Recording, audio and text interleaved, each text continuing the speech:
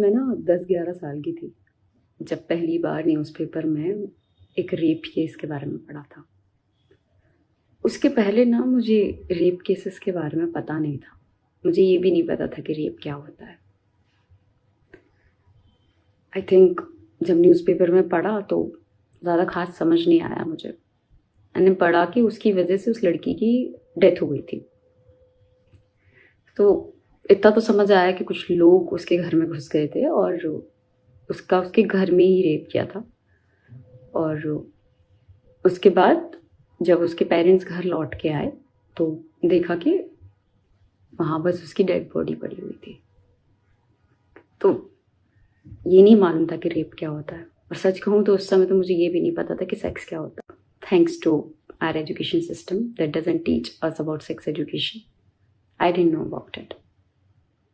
तो मैंने शायद गूगल वगैरह किया तो मैंने पढ़ा फोर्सफुल सेक्स को बोलते हैं।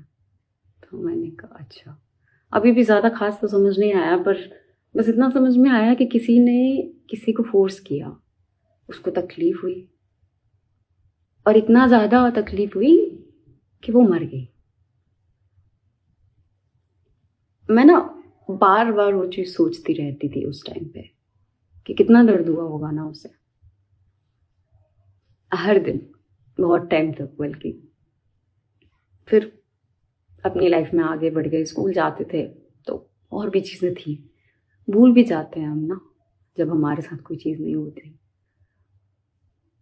तो बस मैं भी भूल गई शायद।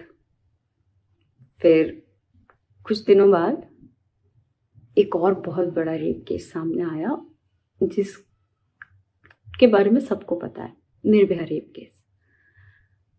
मुझे पता है, अभी भी याद है कि जब आखिरी दिन न्यूज़ में चल रहा था कि वो शायद बच नहीं पाएगी, मैं रात भर विश कर रही थी कि वो बच जाए। कितना वियर्ड है ना कि मैं उसे जानती नहीं थी, मुझे क्या करना था और उसके बचने से क्या हो जाता। पर I could not think of anything else in that moment. As a 12 year old मेरे दिमाग में बस इतना चल रहा था कि यार उसके साथ बहुत गलत हुआ है, लेकिन वो बच जाए। उसके साथ जिसने गलत किया है ना, उनका गलत हो, उसके साथ गलत नहीं होना चाहिए। नेक्स्ट डे मैं शायद रात भर ढंग से सोई भी नहीं थी। सुबह जब उठी, मम्मी ने मुझसे बोला कि मोनी, वो निर्भया की तो डेथ हो गई। I don't know, I can't express it exactly in the way I felt in that moment. पर मुझे समझ नहीं आ रहा था कि मैं क्या फील करूं। आई रिमेंबर मेरी एक ऑटो में एक फ्रेंड जाती थी, उसकी कोई तो रिलेटिव थी जो एम्स में उस टाइम पे डॉक्टर थी। तो उन्होंने बताया होगा कि जब पहले दिन उनने निर्भया को देखा था तो उनके दिमाग में पहला ख्याल ये आया था कि ये लड़की जिंदा कैसे है। जिस कदर की ब्रूटैलिटी उस लड़की के साथ हुई थी, as a doctor she couldn't understand कि वो लड़की जिंदा कैसे है।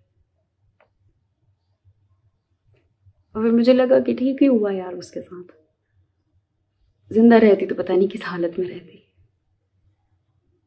ठीक है, सजा तो मिलेगी ना, उनको सजा मिल जाएगी, बस ठीक है। मिली भी उन लोगों को सजा बहुत समय के बाद, पर मिल गई।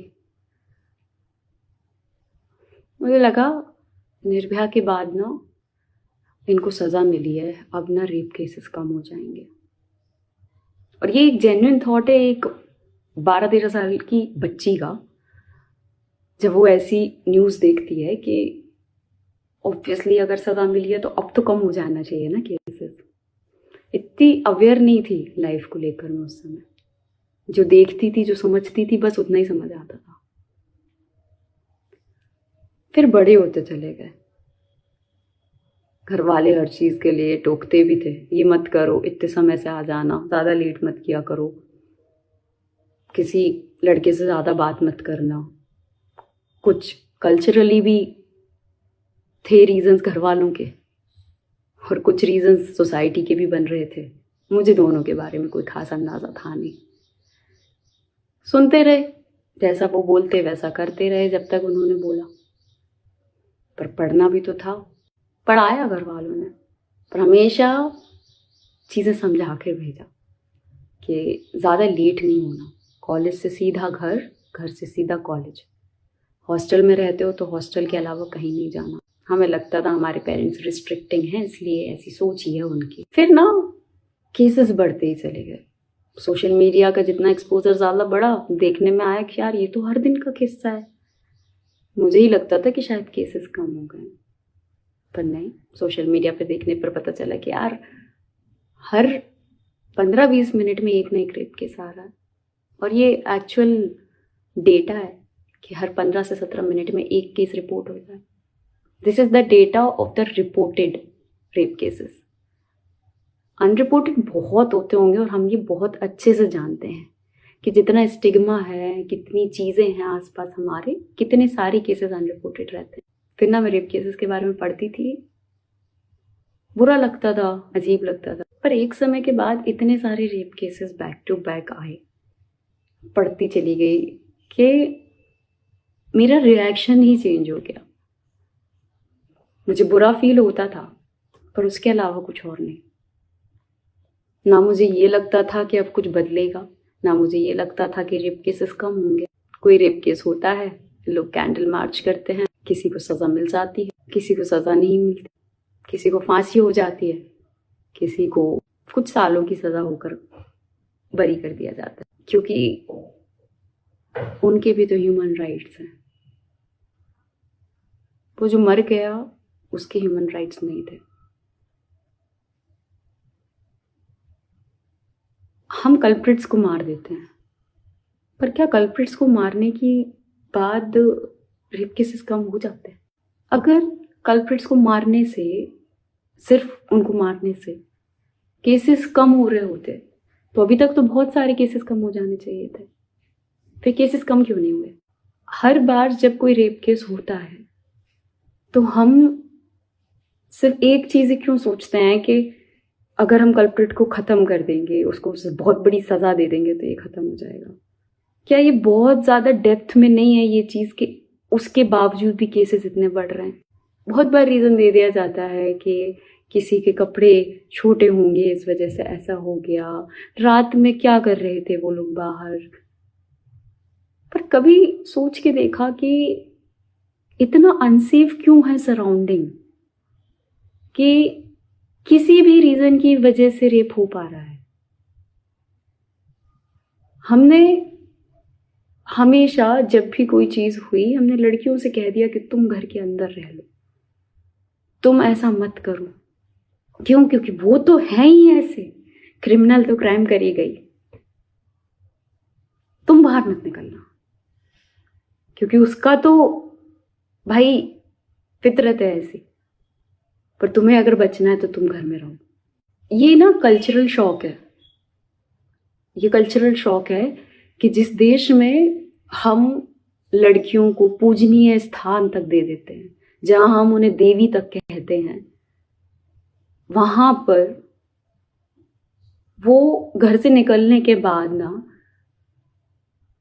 3-4 लोगों को अपनी लाइव लोकेशन शेयर करती है ताकि वो सेफली उस ऑटो राइड में, उस बस राइड में, उस कैब राइड में घर पहुंच जाएं, या जहां भी वो जाना चाहती हैं वहां पहुंच जाएं। ये कल्चरल शॉक है कि लड़कियों के पेरेंट्स को हमेशा टिपटो पे रहना पड़ता है, ये सोचते रहना पड़ता है कि क्या उनकी बेटी घर वापस लौट के आएगी कि नहीं। भाई 5 मिनट भी अगर फ़ोन नहीं उठता ना, मेरी मम्मी टेंशन में चली जाती है। And I can guarantee on this कि हर इंसान जिसके घर पे बेटी है वो इस चीज़ से रिलेट कर सकता है। तो क्यों नहीं है हमारी कंट्री में वैसे रिफॉर्म्स? रेप केसेस आज की बात तो है नहीं, जिंदगी से चल रहा है, हो रहे हैं।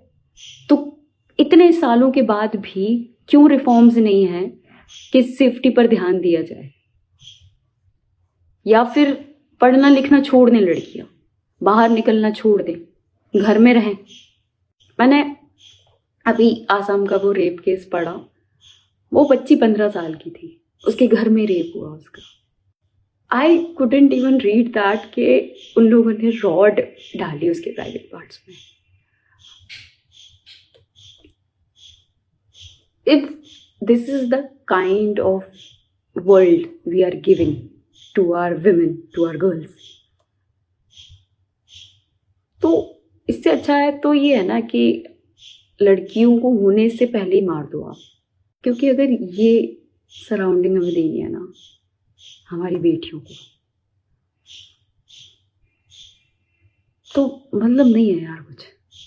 आप मत करो भाई बेटियां पैदा, क्योंकि हम कितने ही उनको प्रोटेक्शन में रख रहे हैं, कितना ही कुछ कर रहे हैं, जब सिस्टम में ही रिफॉर्म्स नहीं आ रहे हैं, कि ऐसे लॉज नहीं आ रहे हैं जो कल्प्रिट्स को सज़ा दे सकें उस तरीके की कि इंसान की ना हाथ पैर कांपे किसी को छूने तक में।